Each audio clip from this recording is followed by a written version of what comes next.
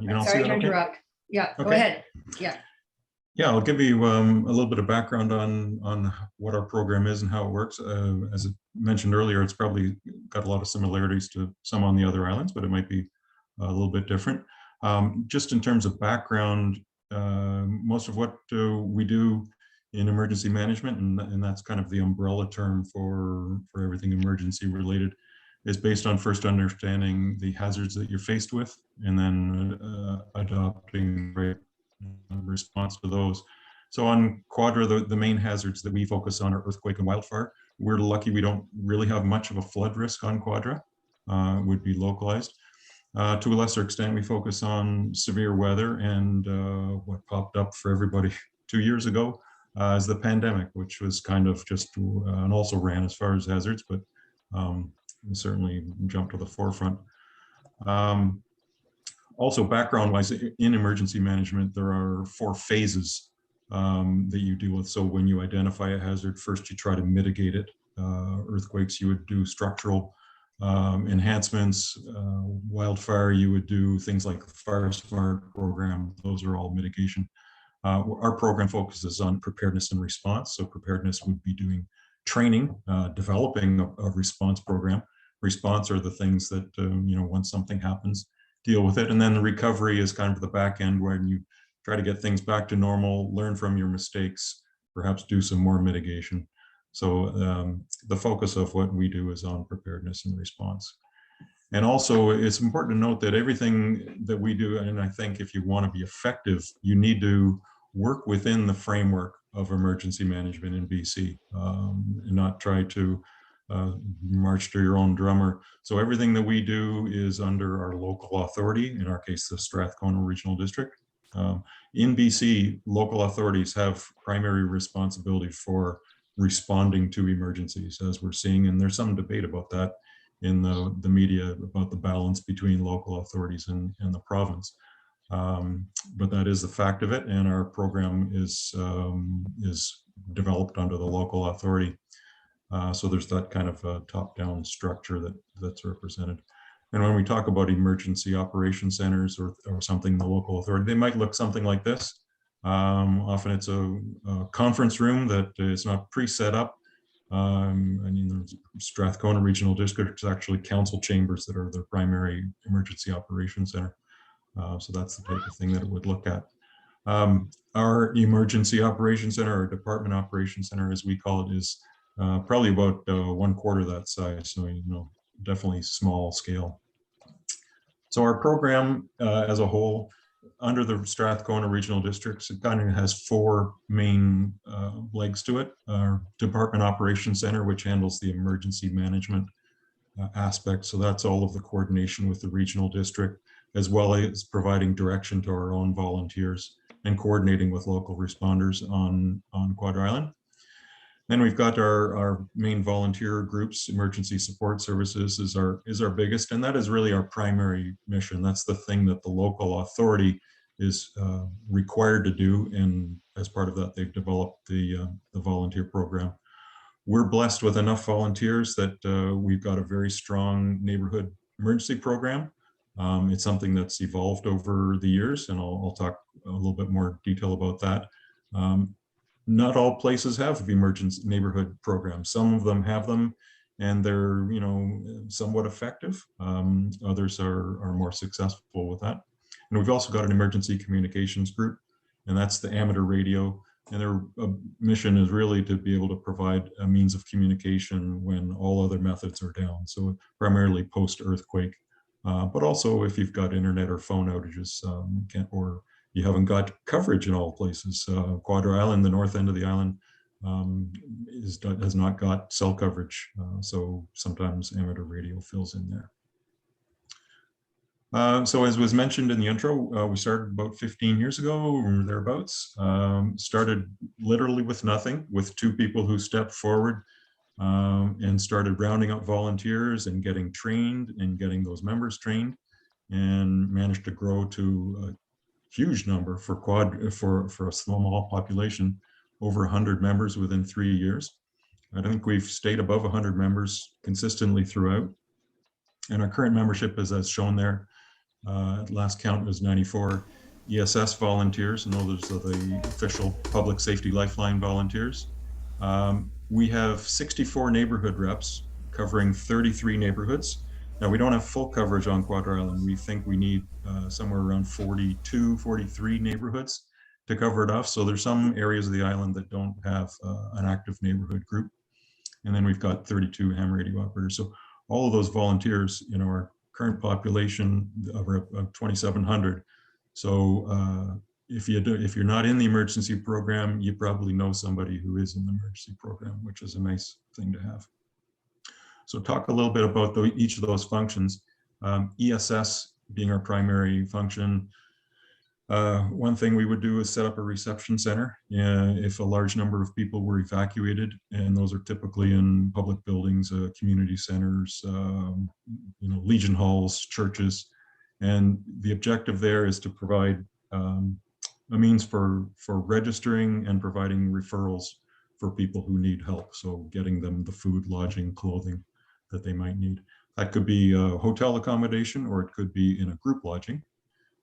So we're also trained and set up to establish a group lodging facility, which is kind of that dorm style emergency lodging that you would see. So running that is a function that our ESS group would do. A little bit about neighborhood preparedness. So very much a grassroots effort. You can't really dictate this top down. You can't say, hey, we need to have a neighborhood group in this neighborhood, and somehow we're going to force these people to organize themselves. It really has to be something that the neighborhood wants. So convince them of the merits. The goal there is to promote individual preparedness. So the more that individuals are themselves prepared, the more they're going to be able to help their neighbors. That group acts as liaison between our emergency program and the neighborhood. So if there's information needed in either direction. Identifying some useful resources in the neighborhood. So getting to know your neighbors and what abilities they would have in an emergency. Who are the retired doctors and nurses? Who's got a backhoe? Who's got chainsaws? All that good stuff. Again, people in the neighborhood getting to know their neighbors. And then all of that with the objective of promoting some kind of neighborhood resilience. So, individuals being resilient, but collectively they can respond much better than an individual can. So being self-sufficient and resilient is one of the objectives. So how we're organized, Quadra, probably like most islands, has got some kind of a geographic breakdown. We've got 10 zones across the island. But each of those zones is too big for a neighborhood. They cover some of them cover quite a vast area. So zones are broken down into neighborhoods, 10 zones, on average about 4 neighborhoods per zone. It doesn't work out exactly that way, but it's close to that. This is a sign that we put up many years ago in the neighborhood with the basic message that we wanted every resident to know. There was a misconception that, if there's an earthquake, we're all supposed to go to the community center. And that's exactly what you're not supposed to do. You're supposed to stay in your neighborhood. So teaching people that they stay in their neighborhood and work within their neighborhood immediately after an earthquake. But on the flip side, if you're ordered evacuated, you evacuate. And in preparation for that, you have a grab and go bag and follow the directions. So with the earthquake type of scenario, we've gone a step further, I think, than neighborhood programs. We've actually established a basic response model for the neighborhood. I won't go into this in detail, but it revolves around getting residents to know how to look after themselves immediately after the earthquake, that drop, cover, hold on type of thing. And then in each neighborhood, establishing a neighborhood meeting point. And that's the point where neighbors can come together, start to mount a neighborhood response, starting with accounting for people, doing damage assessment, providing first aid, etc. So we're laying the foundation for a neighborhood to be able to look after themselves. And we do some in-house training related to that on earthquakes. Similarly, on the evacuation side, making sure that our neighborhood reps, and to the extent that we can, individuals understand the concepts of evacuation alerts, orders, how that process works, how they would be notified of those things. We have a regional district here has Connect Rocket for notifications. Some regions use Alertable or Voyant Alert or variations of them. All of that is to get out emergency notifications to residents. So understanding how that process works, what a state of emergency is, we want that our neighborhood reps to understand that so they can pass that information on. And consistent with trying to go one step further, we've established, as wildfires are our primary risk, we've established for each of those phases of an evacuation, what the expected response would be for our Department Operations Center, for our ESS teams, for our NEP representatives, and also what we would be expecting the public to be doing in each of these phases. So we've got some details that go into that, but it's basically, here's the basic game plan we want to try to work to. And this is something that we are working on and continually try to reinforce. Now that's a big tall order for a neighborhood program, but I think there's a growth model that you can apply for establishing a neighborhood program, and it can start off with something simple like distributing preparedness information, a little bit like a block watch program distributes security information.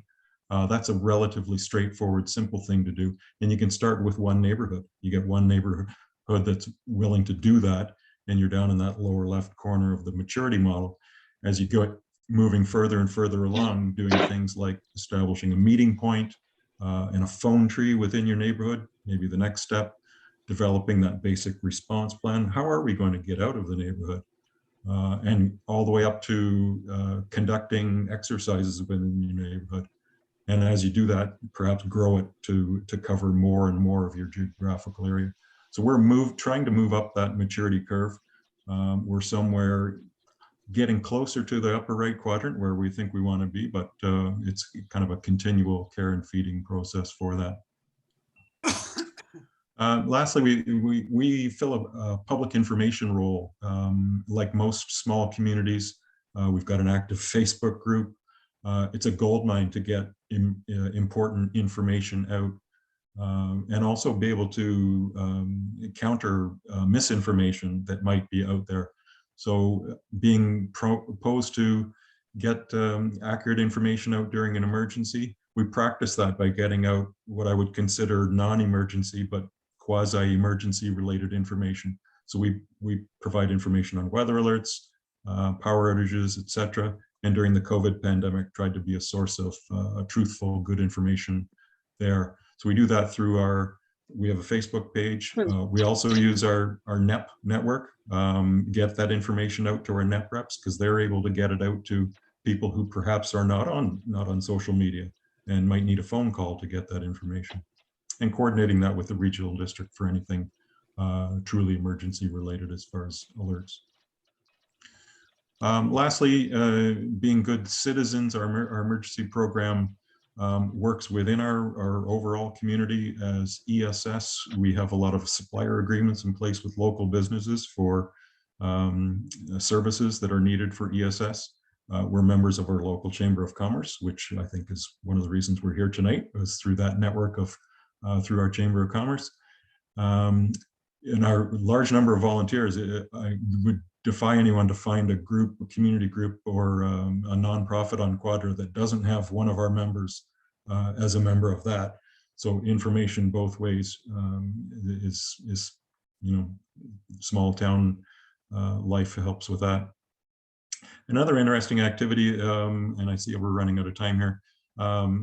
This is a tool that the Justice Institute's developed that might be of interest to anyone to have a look at: community disaster resilience planning. A lot of words, but the Quadra group is helping to do a pilot project on that tool to basically see, does this tool work for different types and sizes of community? And it's essentially lets you look at each of the hazards. To what extent is that hazard a problem in your area? And to what extent are you resilient to that hazard?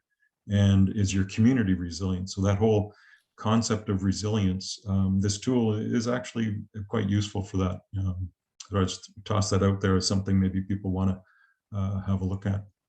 And I think that's it that's a brief whirlwind tour of the Quadra Emergency Program. hopefully not too whirlwind, or we'd have to turn off Yeah. the program.